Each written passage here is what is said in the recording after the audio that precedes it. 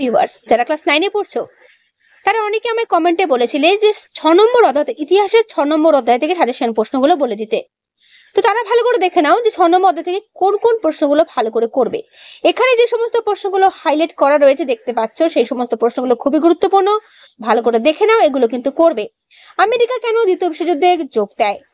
D day বলতে কি বোঝায়? ভিই ডে বা বিজয় দিবস বলতে কি বোঝায়? পোডস বা পোটসডাম সম্মেলন কবে কাদের মধ্যে অনুষ্ঠিত হয়? ঠিক আছে। ব্লিচ ক্রিক বলতে কি বোঝো? করবে। ওকে, যেগুলো এখানে হাইলাইট করা দেখতে পাচ্ছ ভালো করে এগুলো দেখবে। জাতীয়তাবাদ কাকে বলে? উগ্র জাতীয়তাবাদ কাকে বলে? তারপর দেখে নাও ঠান্ডা লড়াই কি? আন্তর্জাতিক জাতীয়তাবাদ কি? দ্বিমেরুকরণ কি? ট্রুম্যান নীতি কি? মার্শাল পরিকল্পনা বলতে কি বোঝো? এগুলো কিন্তু খুব ভালো করে দেখবে। ঠিক আছে, তোমাদের আমি দেখিয়ে দিচ্ছি কোন কোন প্রশ্নগুলো ইম্পর্টেন্ট। তোমরা কিন্তু ভিডিওটা পজ করে একবার প্রশ্নগুলো দেখে নিও বা খাতায় নোট করে রেখো। ঠিক আছে, আমি তোমাদের ইতিহাস সাজেশন অলরেডি দিয়ে দিয়েছি, সেখানে হয়তো 6 নম্বর অধ্যায়টা পুট করা নেই। অনেকে স্কুলে দেখছি 6 নম্বর অধ্যায়টা দেওয়া রয়েছে, তারা ভালো করে কোয়েশ্চেনগুলো করবে, যেগুলো এখানে দেখতে পাচ্ছ হাইলাইট করা প্লাস দাগানো। এগুলো সব 2 নম্বরের প্রশ্ন। ঠিক আছে, 2 নম্বর প্রশ্ন যেগুলো দাগানো আছে সেগুলো ভালো করে করবে। ওকে, দেখে নাও ভালো করে। বড় প্রশ্ন করবে দ্বিতীয় বিশ্বযুদ্ধ সংগঠনে হিটলারের ভূমিকা, ভেরি ভেরি ইম্পর্টেন্ট। দেখে নাও পুরো উত্তর।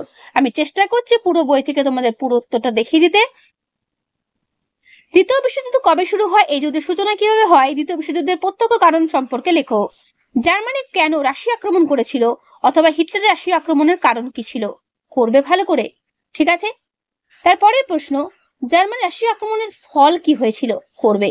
টিকার জন্য করবে আবসিনিয়া সংকট। এর পুরোত্তর এই পর্যন্ত শেষ হলো। নাৎসিবাদ ও ফ্যাসিবাদের নীতির মধ্যে কি কি সাদৃশ্য ছিল? মিউনিক চুক্তি কি? 8 নম্বর জন্য করবে। এই চুক্তির পটভূমি ও শর্ত কি ছিল? দেখে নাও ভালো করে। দ্বিতীয় বিশ্বযুদ্ধের কারণগুলো কি কি ছিল? এটা কিন্তু বড় প্রশ্ন 8 এর জন্য করবে। এখানে খুব সুন্দর পয়েন্ট করে করে উত্তরগুলো করেছে, তোমরা চেষ্টা করো তোমাদের নিজেদের টেক্সট বুক থেকে উত্তরটা করে নেওয়ার।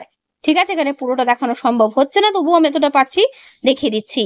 ইটালিতে বেনিটো মুসোলিনির অভ্যন্তরীণ নীতি কি ছিল? করবে। ঠিক আছে, 8 নম্বর জন্য যেগুলো বললাম এগুলোই করো। ওকে, টিকার জন্য করবে রোম বার্লিন টোকিও চুক্তি। করবে।